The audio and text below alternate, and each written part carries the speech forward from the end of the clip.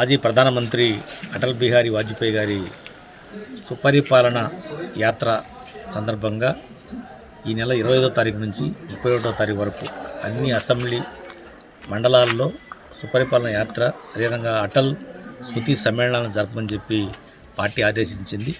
ఆ ఆదేశాల మేరకు ఈరోజు రాపూరు ప్రభుత్వ డిగ్రీ కళాశాలలో నేను అదేవిధంగా భారతీయ జనతా పార్టీ సీనియర్ నాయకులు ఉమా గారు, అదేవిధంగా మండల అధ్యక్షులు దురల పెంచలయ్య, కలవ మండల అధ్యక్షుడు మల్లికార్జున నాయుడు, అదేవిధంగా భారతీయ జనతా పార్టీ నాయకులు, అదేవిధంగా కూటమి జనసేన తెలుగుదేశం నాయకులందరూ కూడా ఈ కార్యక్రమంలో పాల్గొన్నాం.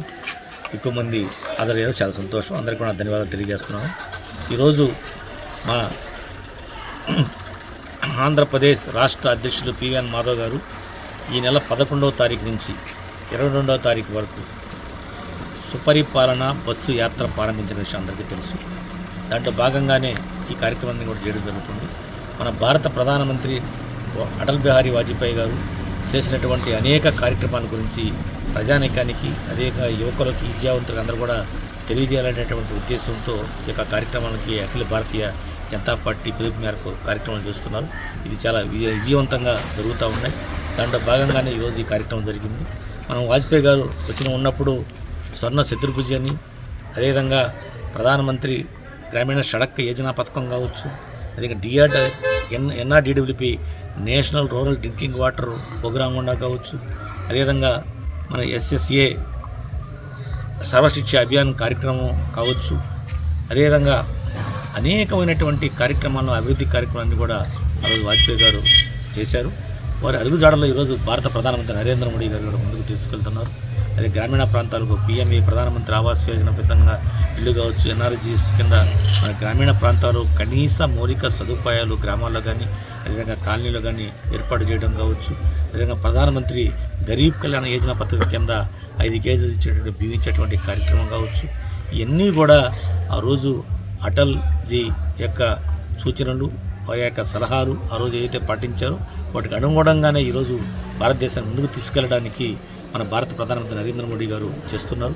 ఇప్పుడు మనం చూస్తూ ఉన్నాం. ఈరోజు ప్రపంచవ్యాప్తంగా చూసినట్లయితే ఆర్థికంగా మనం 4వ ప్లేస్లో ఉన్నాం. రాబోయేటువంటి 1-2 సంవత్సరాల్లో మనం 3వ ప్లేస్ జరుపుకుంటాం. రాబోయేటువంటి 2047 నాటికి మన భారతదేశం ప్రపంచంలో అగ్రగామి దేశంగా ఎదగాలని చెప్పి భారతీయ జనతా పార్టీ సంకల్పిస్తుంది. దానికి ప్రజలంతా కూడా తోడ్పాటుని ఇవ్వాల్సినటువంటి అవసరం ఉంది.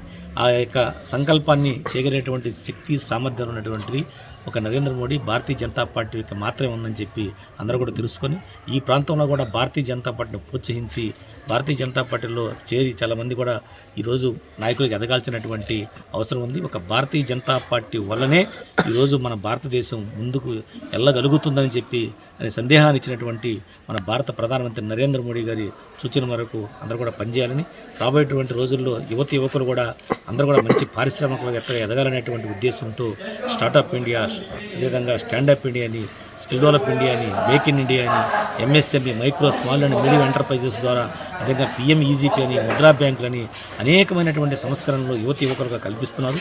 అన్నీ కూడా ఉపయోగించుకొని అందరూ కూడా అభివృద్ధి పథంలో ముందుకు వెళ్ళాలని చెప్పి వాళ్ళందరూ కూడా తెలియజేస్తూ ఈ యొక్క కార్యక్రమంకి వచ్చి అందరూ కూడా ధన్యవాదాలు తెలియజేస్తూ సెలవు తీసుకుంటారు. వాజ్పేయి గారి 100వ జన్మదిన సందర్భంగా శత జయంతి ఉత్సవాలు జరుపుకుంటూ వారి స్మృతి సమ్మేళనం ఇక్కడ డిగ్రీ కాలేజీలో రాపూర్లో జరిగింది.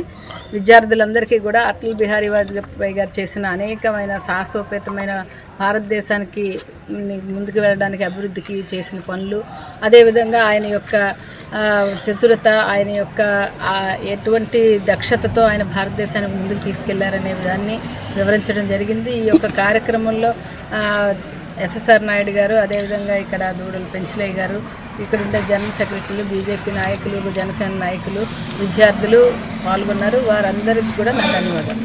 చరిత్ర సృష్టించినోడు ఇప్పుడు ఆ చరిత్రని తిరగరాయబోతున్నాడు.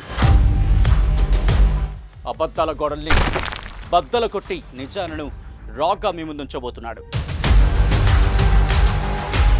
నిజమైన వార్తల కోసం వెంటనే డౌన్లోడ్ చేసుకోండి రా యాప్ని.